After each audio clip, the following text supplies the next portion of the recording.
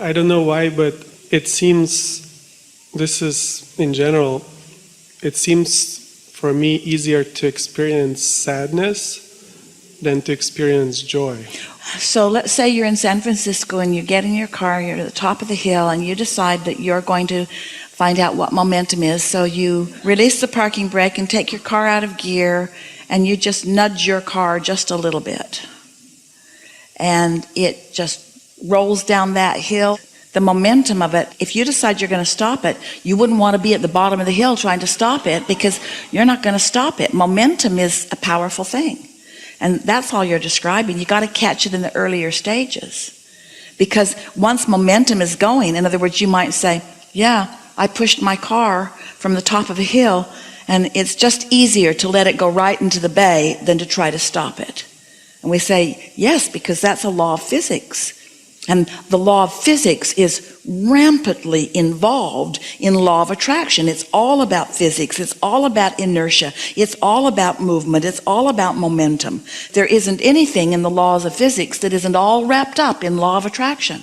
That's what it all is about, you see. And we're not asking you to defy the laws of physics, and we're not asking you to defy the law of attraction. We would encourage you, when your car starts to roll a little bit at the top of the hill, that you get out in front of it and you stop it when it's easy to stop.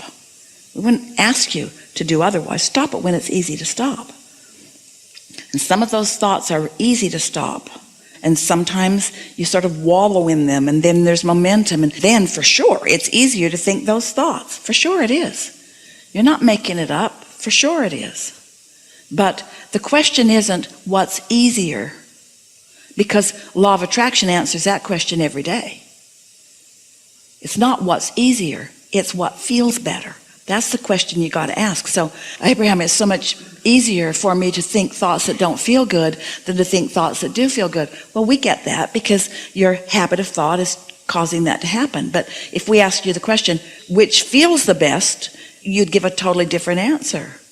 And if you really believe that you have no choice other than to feel bad, then we've got nothing for you. But if you start believing, hey, I can feel a little better, I can choose a little better thought, I can start my day off a little better, I can tune into my inner being because I've found no thought, and then I can let my inner being wean me off the negative thoughts and wean me on to the better feeling thoughts. Because your inner being will. Your inner being knows so many wonderful things about your future relationship, but you can't hear it. You've got your tuner tuned to a different channel, you see. So we're weaving in and out. We're wanting to give you the laws of physics, and we're wanting to talk to you about law of attraction, and we're wanting to talk about that different point of view that your inner being wants, and we're asking you to use your guidance system. And we know that you sort of kind of know all of this, but the bottom line is, if you want to feel bad, keep thinking those thoughts. And if you want to feel good, stop thinking those thoughts. And if it's hard to stop thinking those thoughts, then go to sleep. And if it's hard to stop thinking those thoughts, then meditate. And if it's hard to stop thinking those thoughts, then go to sleep again. And if it's hard to stop thinking those thoughts, then meditate again. And if it's hard to stop thinking those thoughts, then go to sleep. And it's hard to stop thinking those thoughts, then meditate. And after a little while, it won't be hard to stop thinking those thoughts. But if every day you think those thoughts and every day you don't feel good, then every day it's going to be easy to think the thoughts that don't feel good. And so you just got to ask your question. It's like, I don't know how it got started, but I started hitting myself with the hammer. I don't know how it got started. It doesn't feel good, but it's easier to keep doing it than to stop.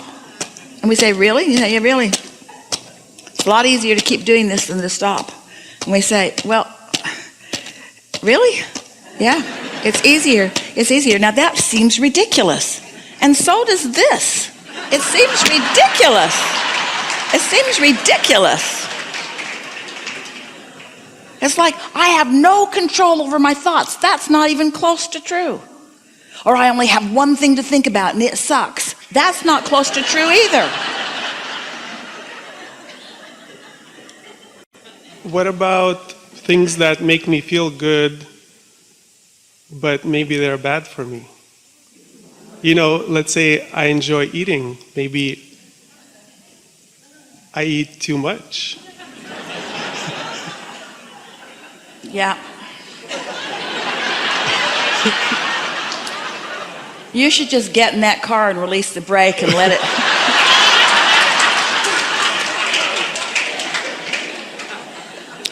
It takes some sorting out, doesn't it? We get it, that always from the beginning of our offering, someone would give us a worst case scenario because we're asking them to find something good to feel about. And they'd say, well, how can you feel good when this is happening, or this is happening, or this is happening, or this is happening? We say, you have to start gaining control when it's easy. And when you have something that's really, really bothering you, that's usually not the best subject to start trying to gain control about. Do you believe that law of attraction is a real thing? Yes. And do you believe that your inner being is a real being? Yes. And do you believe that your inner being has interest in you being happy? Definitely. And do you believe that your inner being thinks the thoughts that are the most conducive to your ongoing happiness? Yes. And do you believe that sometimes you tap into those thoughts? Yes. And do you believe that sometimes you're not tapped into them? Right. And do you know that your emotions tell you the difference between whether you are or you aren't? And do you believe that sometimes it's easier for you to choose good feeling thoughts than others? So that's what the process is. Just do your best to feel as good as you can feel when you can feel it. It's like sometimes, don't you find yourself visiting with someone and you know you could help them, but they just can't hear you? And don't you sometimes just walk away knowing that another hour of conversation isn't going to make it better? And the same thing is true with you. We didn't mean, we don't have another hour, first of all. We didn't mean that we can't make it better, because it's always better when you visit with us. It's always better because we know who you are and we know what you want, and we know what words you're more likely to hear and what words you're not likely to hear, and we're willing to keep talking until we feel some movement in your vibration. But sometimes when you're visiting with another person, can't you tell sometimes that you're just getting nowhere? Well, sometimes with your own thought, it's just better to just shut it down, just stop thinking about it. But the thing about, I'm not going to think about that anymore, that's not a good advice, because you're thinking about the thing that you're not going to think about while you're thinking about not thinking about it. And so it's still got momentum. In fact, the harder you try not to think about it, the more you think about it. So you have to find other things to think about. There has to be more to your life than this. And we know sometimes you get into these relationships. Esther had a relationship with Jerry like that, where they were so intertwined in so many different ways, it felt like everything was related to that relationship. But she had to find a way to think outside that relationship, because she was now outside that relationship as it had once been. And the thing that carried her through those difficult times was finding a glimpse of something that felt good, and then just riding that for a little while until it became more dominant and more dominant and more dominant and more dominant and more dominant and more dominant and more dominant and more dominant. The thing that you don't realize, and we want so much for you to hear it, is all of these delicious relationships that you have, at the heart of the deliciousness in them is your inner being, who is still here. The reason that you are so in love with someone is because you're focused in alignment with your source, and you're letting the love of your source focus through you toward them. So even though they have gone, the love of your source has not gone. The love of your source is still there for you to focus on the flower and on the dog and on the ocean and on the seminar and on the people and on the food, even on the food. You say, so you can't get this wrong if your quest is to feel good, and you can't get it right unless your quest is to feel good. Thank you. Yeah.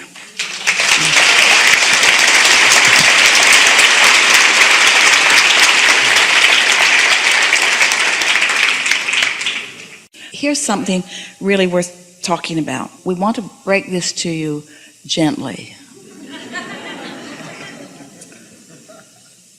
You talk too much to each other. You communicate too much. You do not allow yourself even a chance of hearing your inner being. The other day, Esther had been doing this and doing this and doing this. She had family visiting, and they were wanting to fill every moment with something really, really fun, and did. And when Esther left them at the airport, as she was driving away, her hand started doing this, and she knew it was Jerry. And Jerry was saying, alone at last, alone at last, alone at last, alone at last, alone at last. In other words, finally an opportunity to get into your own thoughts. Finally an opportunity to renew yourself completely. Finally an opportunity to be all that you are. not reflected back by someone else, but all that you are, tuning in and then flowing out to them, not waiting for their reflection to know who you are.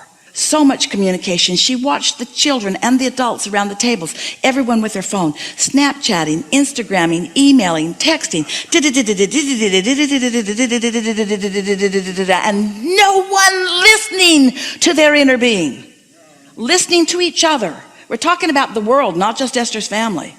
We're talking about the world at large, so desperate for communication with one another that you can't take the time to hear what your inner being is telling you about all of that, you see. If we were standing in your physical shoes, we would detach from time to time. Most of the time. We'd put that phone on airplane mode. And then we'd check in every hour or so and see what's going on. And we would train others to not be looking to you for their resources. We would put them in a position that they might tap into their own. And we would insist for ourselves that we're going to tap into those resources and that we're going to enjoy the world, you see. There are so many people who are so frantically wanting to engage with each other. And that's wonderful if the inspiration is coming. But when you're engaging to fill the void, rather than filling the void with alignment and then engaging, it's out of whack. Can you feel it? Can't you feel it? Can't you feel it? Doesn't your phone just ding one too many times about every minute? You see what we're getting at? Yes, I do.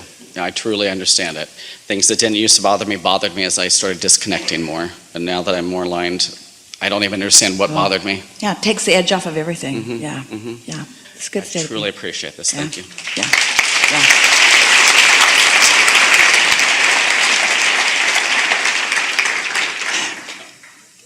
We've enjoyed this interaction more than our words can express to you. We are appreciating your life. We appreciate what you're living. We appreciate the willingness that you had to come into this body, and we appreciate your willingness to wake up in it every day. We appreciate your willingness to participate with each other, and we are so appreciative of the new rockets of desire that you are sending off all day, every day. We are appreciating the expansion of this vibrational vortex, and we are appreciating your willingness to let yourself experience it a little more and a little more and a little more. We want you to know that even though this vortex exists, and even though you have to get into the receiving mode to really enjoy it yourself, that your creation of it has brought us pleasure, because we're receiving what you've put there. You've fulfilled so much of what you intended by being willing to mix it up and ask for more. Because when you asked for more, it became. And for those like us that don't need to translate it visually or auditorily, who don't need to see it and hear it and smell it and taste it and touch it, you created it, and it is magnificent, and we are joyful. So you did your part for us already. You expanded the universe. It's bigger. But the fun is when the thoughts turn to things, because you didn't stay back into the non-physical ethers. You came out here where manifestation happens. This is the leading edge. This is the furthest forward that it is. This is where all the fun is. The thoughts turn into things. That's what you are here, and that's what you are about. You are spiritual beings, but you have material all around you because you are the translator of the spirit into the material. You are the creator of this reality, you see. And while we've benefited already, our powerful desire is that you find your way into it too. Not because you need more stuff, but because the creation of it is so much fun. Not because you need more answers, but because the finding of them is so much fun. If this time-space reality has the wherewithal to inspire a desire within you, it has the wherewithal to give you the full-blown, see it, hear it, smell it, taste it, touch it, delicious feeling, visceral, tangible, same.